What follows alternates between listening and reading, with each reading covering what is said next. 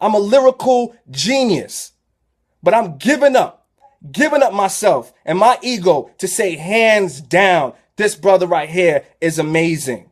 So one thing about me that you'll always know, that no matter what you see on Instagram, no matter what you see on Facebook, or no matter what I post or what I say, it is not for me to boast. It is not for me to say, hey, look what I have and look what you don't have. But this right here is to tell you real quick, you can do it.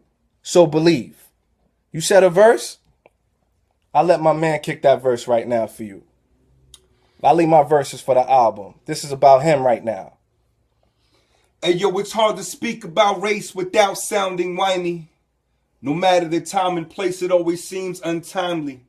Now, I would like to borrow the ear of one of my peers, but at times the same point of view may only further blind me. Now, I would like to speak to somebody white, but at times they come across kinda high and mighty. And my height won't let anybody address me as if I'm tiny.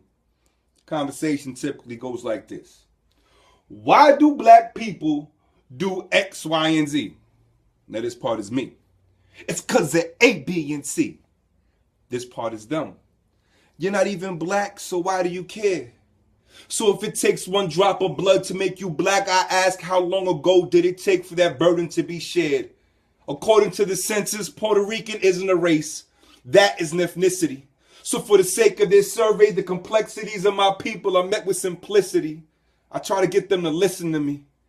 But when you try to explain history to the victor, that only comes across as self-pity or rather pitifully. So I try to personalize the conversation and give them insight to our race relations. What was it, bro? Hispanic, Haitian, Italian, Irish, Jamaican. Now these are the cultures that we came of age with. And when we were growing up, it was all the same shit.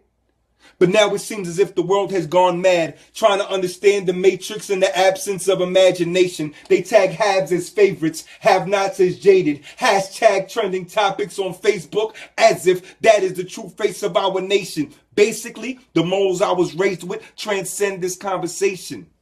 I try to remain patient while facing a subtle discrimination, but some of it is a little more covert. Some of y'all may think the fight is over, but the scent of bigotry is a well-known odor. They tell you not to trespass on private property, on stolen land. Damn, that has to be the definition of hypocrisy. Now, I never claimed to be Socrates, but by accepting black culture in my life, these two kids have become a self-fulfilled prophecy. Now, as a father to a son, I'm tasked to raise a man.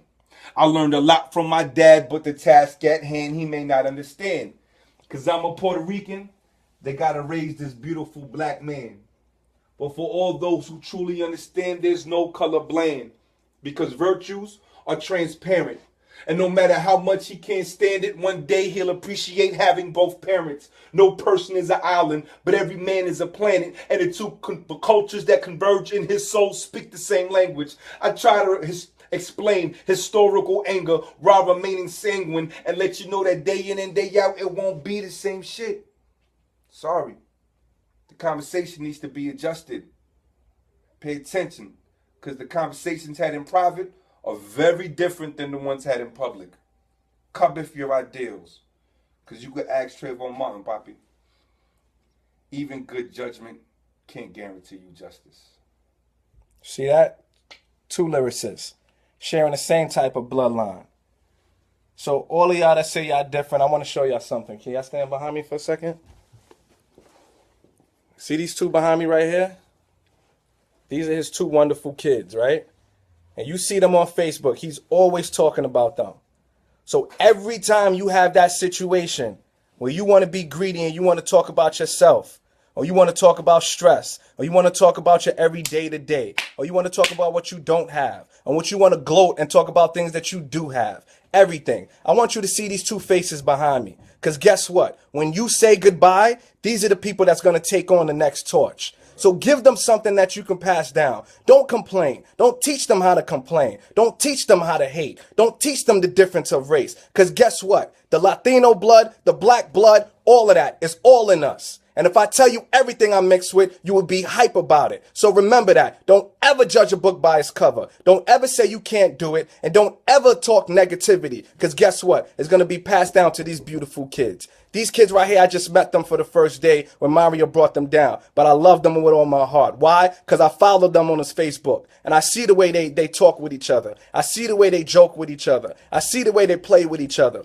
So enough is enough now. Stop treating a stranger like your best friend and your family like enemies. Let your brother and your sister be your best friend and grow your empire and grow your kingdom. And when you have the chance to help your neighbor, help your neighbor. So to all my brothers on the level and to all my family, all my Facebook family, I don't mean to be so preachy, but I'm tired of everything that's going on. You have to understand, it's about them. It's not about me. It's about them and what we do for the Bronx. Salute.